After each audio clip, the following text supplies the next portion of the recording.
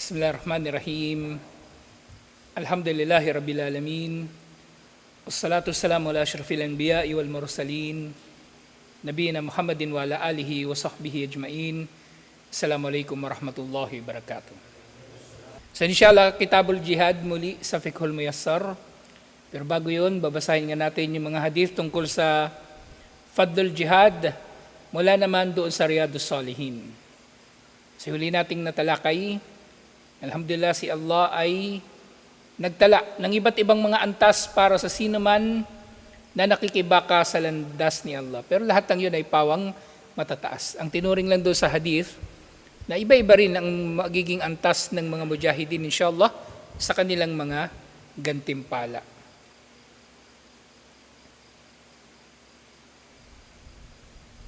So yung sumunod na hadith, number 18, inulat ito ni Abu Bakar bin Musa al-Ash'ari.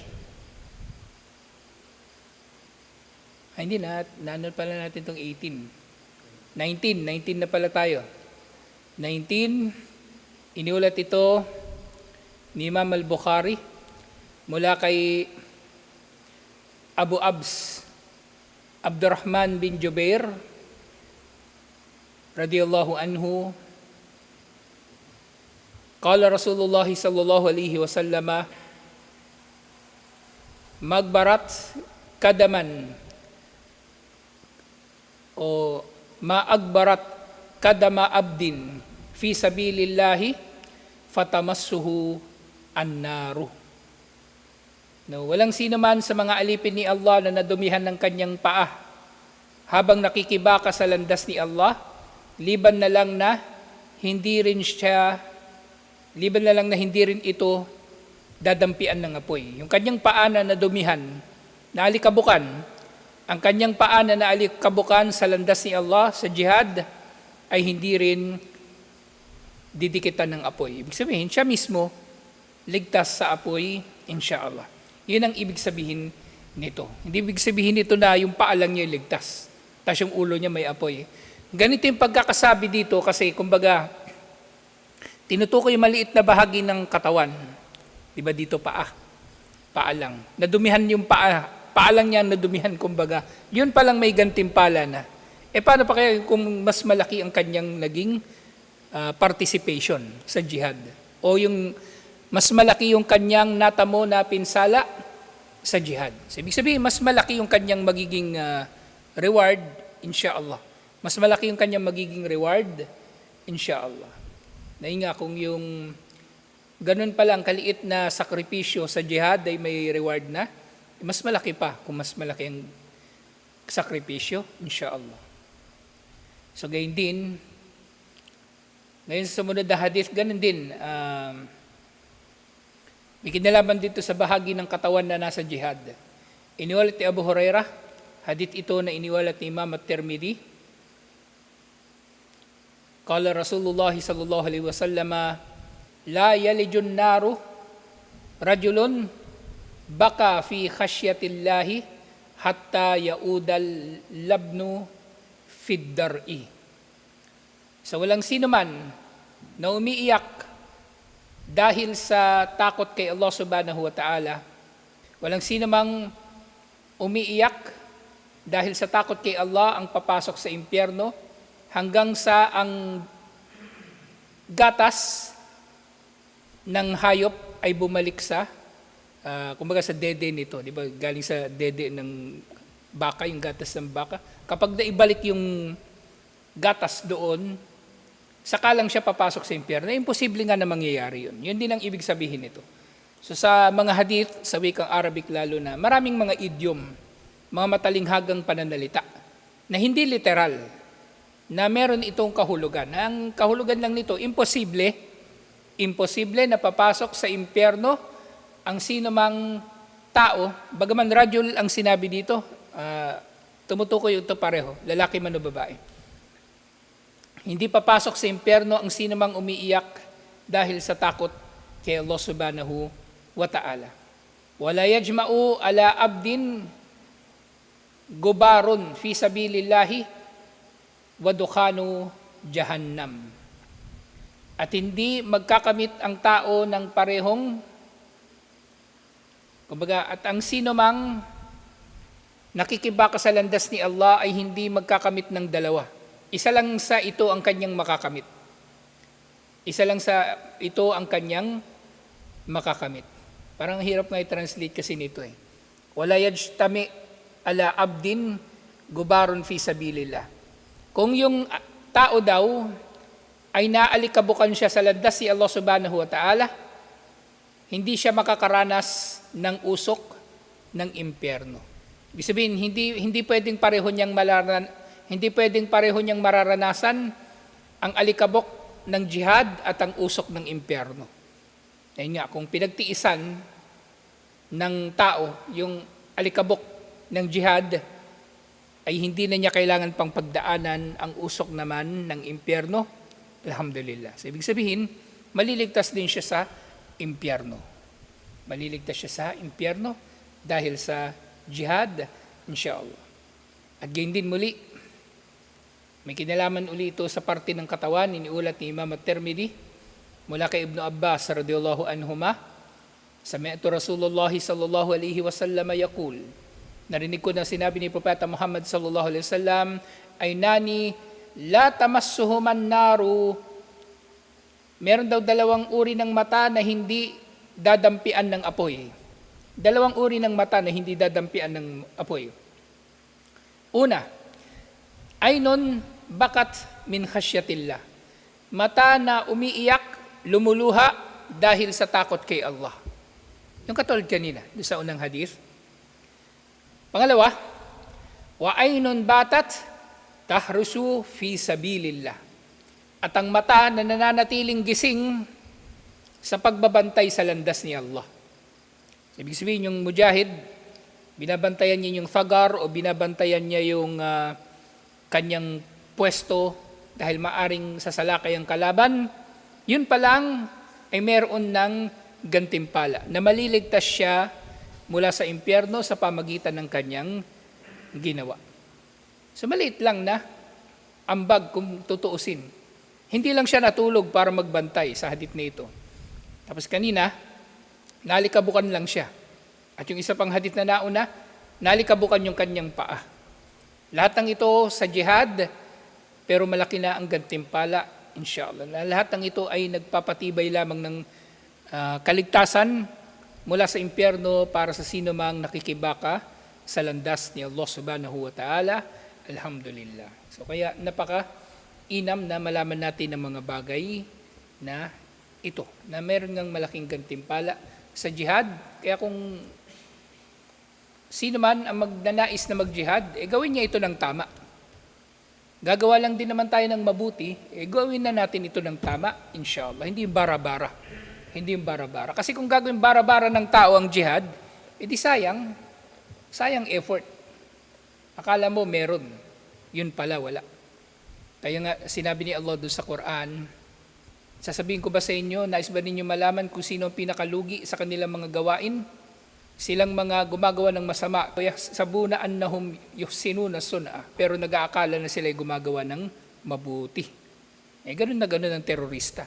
Akala nyo gumagawa siya ng mabuti, pero mali pala yung kanilang ginagawa. Hindi sapat ang mabuting intensyon. Hindi sapat ang mabuting intensyon kung mali naman ang pagkakatupad sa mga gawain. Meron nga kasabihan Kupar nagsabi nun, hindi ko maalala kung sino. Sabi niya, ang impyerno daw ay napupuno ng mabubuting intensyon. Ang tinutukoy niya rito, mabuting intensyon ng tao pero mali yung kanyang kaparaanan para matupad yung kanyang mabuting intensyon. Totoo rin ito. Totoo rin ito sa Islam. Kahit mabuting intensyon mo, pero masama yung pagkakatupad mo, wala kang gantimpala. Meron kang parusa. Meron kang pananagutan. Meron kang pananagutan. Sa sumunod na bahagi, Al-Babu Thani ng Kitabul Jihad, chapter 2 ng Kitabul Jihad, Fil Isra wal Ganaim, sa mga bihag, tungkol sa mga bihag at tungkol sa ganima. So medyo malalim na ito na usapin. Pero nais natin na matalakay ito kasi yun nga ang mga terorista, nagmamalabis din sila sa ganitong usapin. So ginagawa nilang bihag ang mga Muslim, binibenta bilang mga alipin, at yun din, ginagawa nilang ganima ang mga ari-arian ng mga Muslim at iba pang mga paglabag na ginagawa nila sa jihad. Okay, so dito sa medyo na ito madugo na usapin.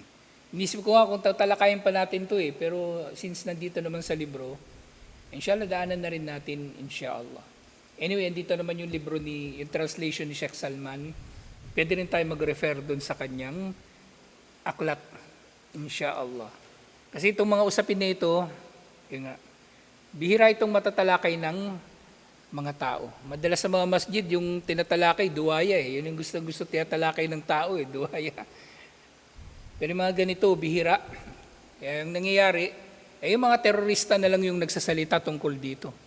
Pero dapat matalakay ito ng mas malalim, inshallah.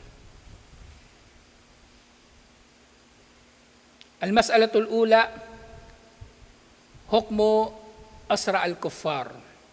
Hukmo asra al-kuffar, ang hukom sa mga bihag na kuffar. Sa itong bihag na kuffar, syempre, pangunahin na magiging bihag sa jihad, kuffar, syempre. Kasi ang jihad laban sa kuffar primarily. At actually sa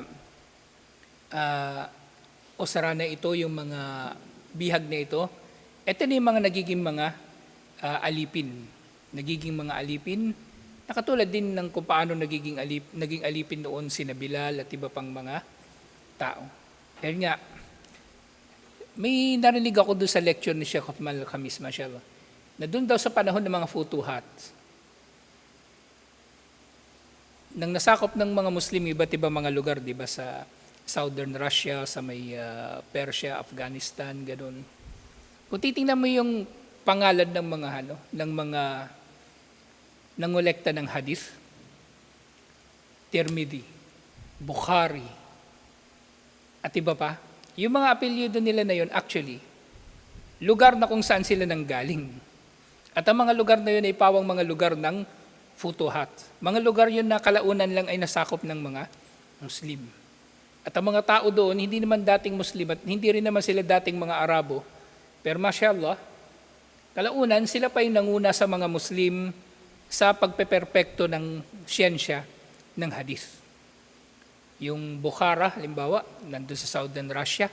Sa mga lugar ito ng mga nasakop lamang ng mga Muslim kalaunan. At actually, itong mga ninuno nila, mga ninuno ni Imam al-Bukhari, mga dati ring mga bihag ng mga Muslim. Dating bihag ng mga Muslim at nag-Muslim at kalaunan yung kanilang mga ina po ay naging mga malalaya at naging mga maalam pa sa Islam. So, hindi natin talaga malalaman kung saan manggagaling ang kabutihan para sa umma na ito. Kaya hindi pwedeng magyayabang ang tao sa kanyang angkan o sa kanyang lahi. Titingnan nyo, mashallah, nanggaling pa sa mga taong ito ang kumbaga, yung henerasyon ng mga nagperpekto ng pagkolekta ng siyensya ng hadith na pinapakinabangan natin hanggang sa panahon na ito ang kanilang kaalaman. Alhamdulillah. Naalala ko lang yon kasi yung kanilang mga ninuno, hindi naman mga Muslim at yumakap lang sa Islam. Naging bihag pa nga Pero kalaunan, sila ay nagpakamatuwid at naging bahagi pa o nagbahagi pa ng malaking bahagi sa Islam, alhamdulillah. So sinasabi, dhahabu akthara ahlil ilm wa huwa sahih an al-usra al-kuffar min ar-rijali amrahum ila al-imam. So sinasabi ng mas marami sa mga scholar, ang kanilang pananaw dito, na ang mangyayari o magiging hatol sa mga bihag na kuffar ay nasa desisyon ng imam. Yung imam na tinutukoy dito, maaring ito na mismo yung khalifa o kung i-delegate ng khalifa yung authority na magdesisyon sa bagay na ito tungkol sa mga bihag, i-delegate niya sa kanyang governor o dun sa general ng mga mujahidin, pwede. Yun ang imam na tinutukoy dito. Sa pangkalahatan, pinuno ng mga Muslim. Pinuno ng mga Muslim. فَيُخَيِّرُ فِيهِمْ bima fihi maslahat al-Islam wal muslimin. Sa mamimili ang imam kung ano ang ihahatol niya sa mga bihag na kalalakihan. Mga bihag na kalalakihan. Kalalakihan yung tukoy talaga dito. Yung rijal, asral kuffar minar rijal. Yung mga bihag. So pwede siya maghatol. Bainal katli, wal istirkaki, wal manni, bigayri od, wal kada, imma bimalin, aw manfaatin, aw asirin, muslimin. So maaring mangyari na ang imam o ang pinuno ng mga Muslim na mayroong otoridad na magdesisyon tungkol sa mga bihag na lalaki. Halimbawa, mangyari ito na magkakaroon ng bihag, halimbawa may jihad. Tapos nanalo tayo sa isang bansa na kalaban na kuffar, yung kalalakihan nila, either ipag-uutos ng imam na sila ipatawan ng parusang kamatayan, o gawin silang mga alipin, o kaya bigyan sila ng magandang, kumbaga bigyan sila ng kabutihan na ultimately ang kahulugan nito, palayain sila, patatawarin, bigyan ng pardon. Bibigyan ng pardon o amnesty. Bigyan sila ng amnesty ng pinuno. Na walang kapalit, wala silang babayaran na ransom, wala silang babayaran na danyos. Okay, syempre maaaring mangyari na lalaya sila ng mayroong danyos o mayroong ransom, pwede rin. Katulad ng nangyari sa Badar, ganun na ganun. O anumang bagay na may pakinabang dito. O kaya papalitan ito ng bihag na Muslim. Kumbaga, prisoner exchange. Sa pwedeng mangyari ang alinman sa mga ito, depende sa kung ano ang pinakakapakipakinabang para sa Islam at sa mga Muslim.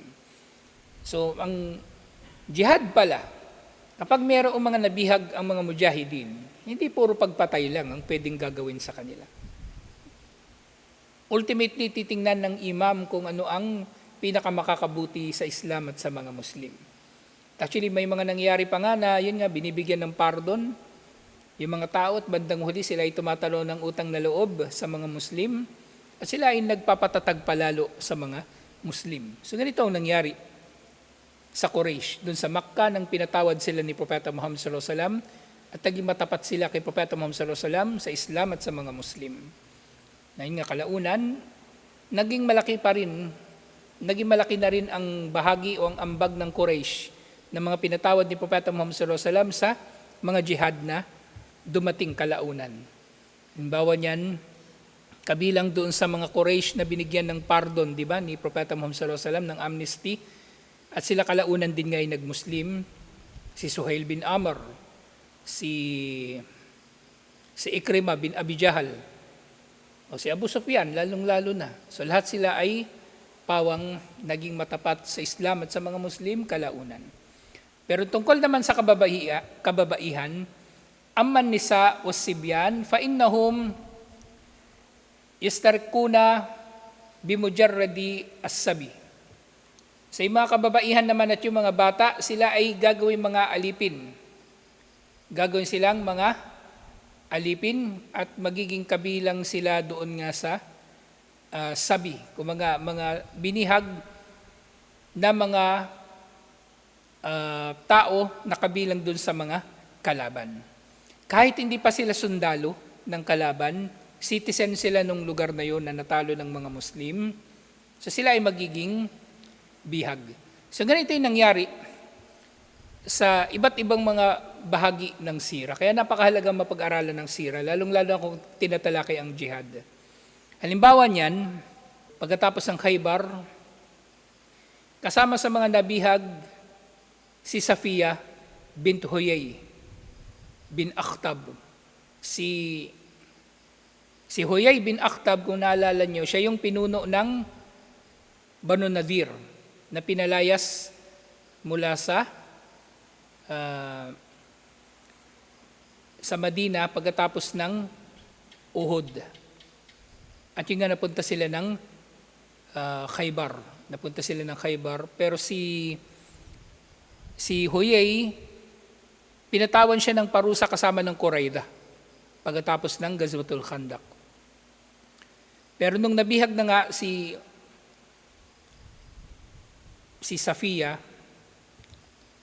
bint Huyay, kalaunan ay, yun nga, bihag siya, di ba, alipin. Napunta siya kay Propeta Muhammad sallallahu alaihi wasallam. Pero pinalaya siya ni Propeta Muhammad sallallahu alaihi wasallam at kanyang pinakasalan.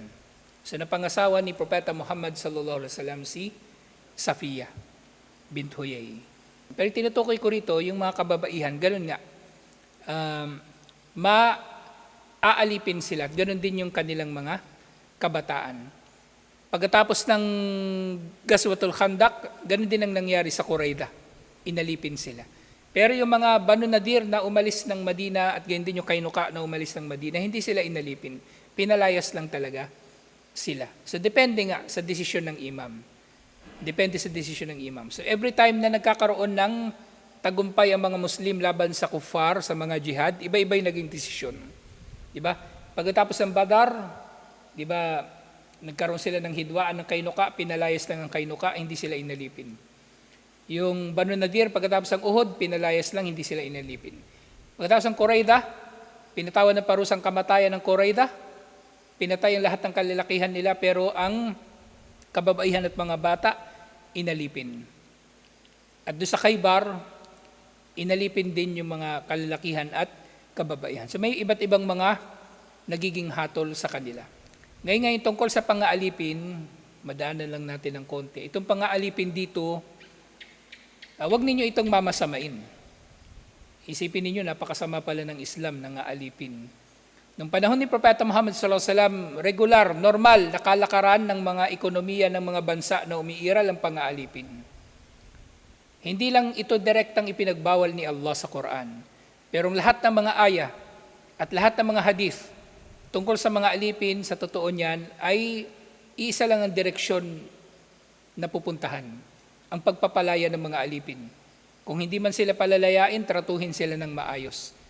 At pangunahin yan sa Islam nangyari. Walang ganyan sa mga Hudyo. Walang ganyan sa mga Kristiyano.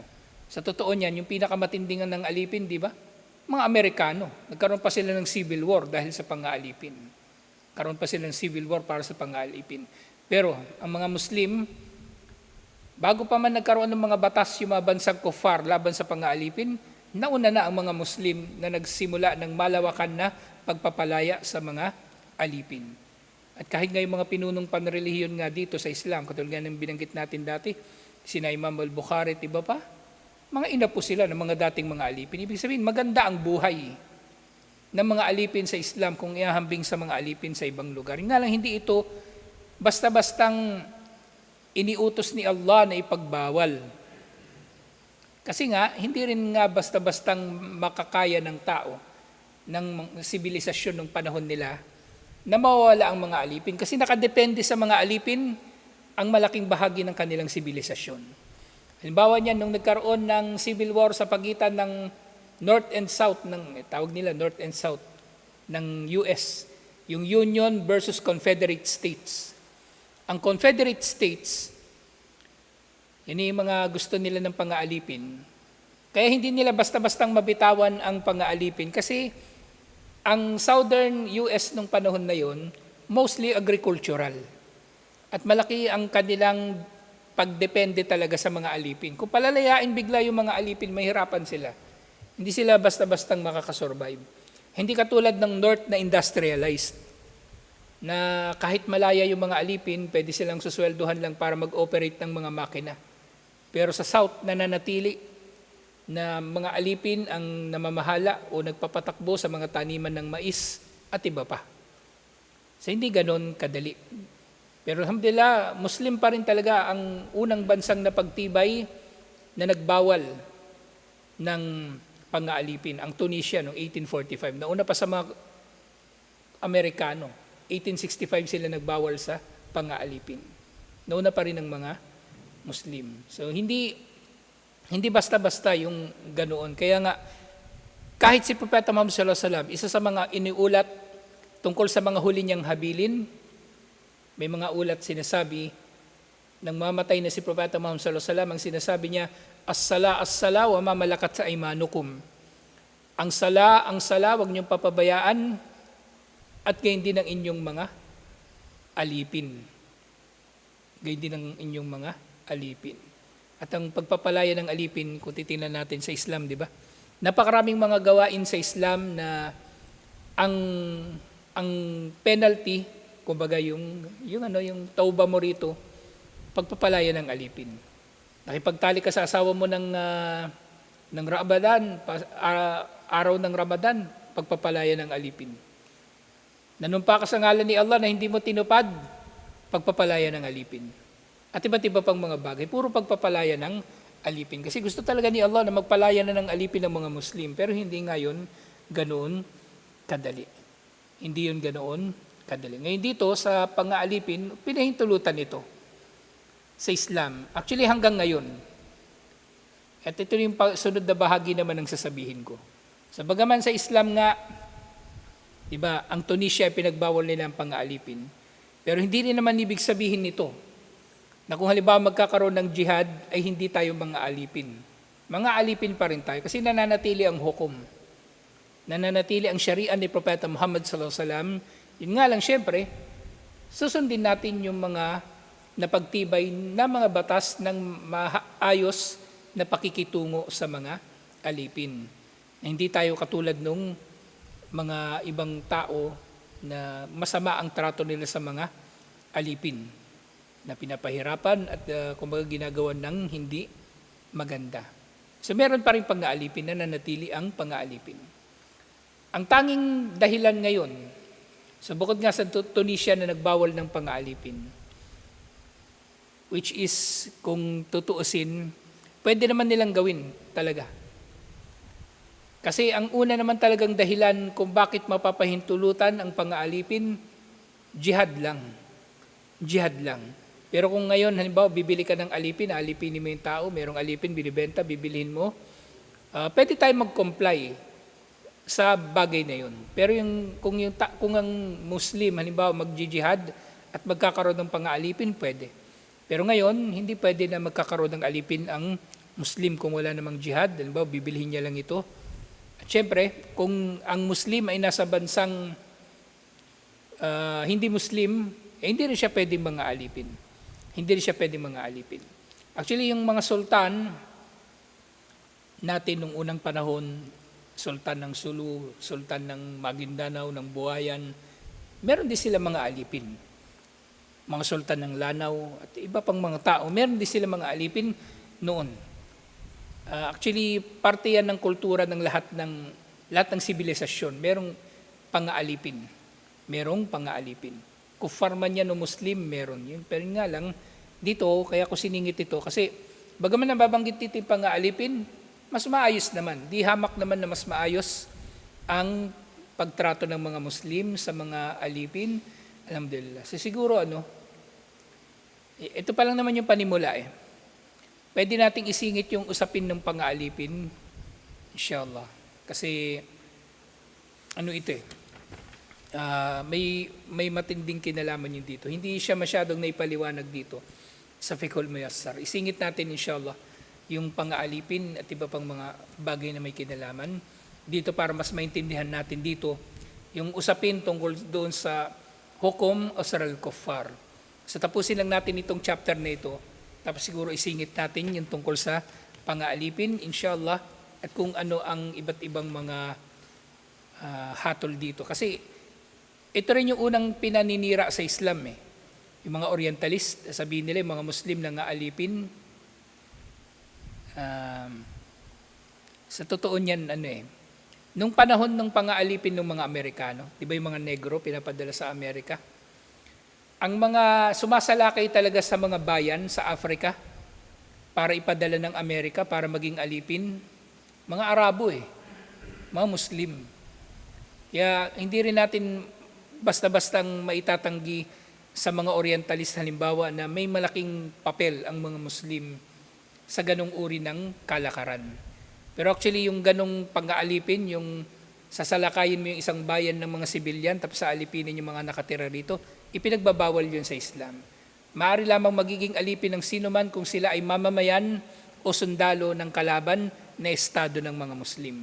Pero kung di naman kalaban, sasalakayin mo, tapos gagawa ka lang doon ng tawag nila slave raid, i-raid nila yung isang bayan, kukunin lahat ng tao, ibibenta bilang alipin. Walang ganun sa Islam. Pero nga lang, hindi naman ganun kalaganap siguro talaga din yung kaalaman nung panahon na yun. Kaya maraming mga Muslim ang nagkakamali o Arabo ang nagkakamali. Kaya ngayon, bibigyan natin ito ng linaw dito sa pagtalakay natin sa jihad. Inshallah. Sa tutuloy natin ito, inshallah. Assalamualaikum warahmatullahi wabarakatuh.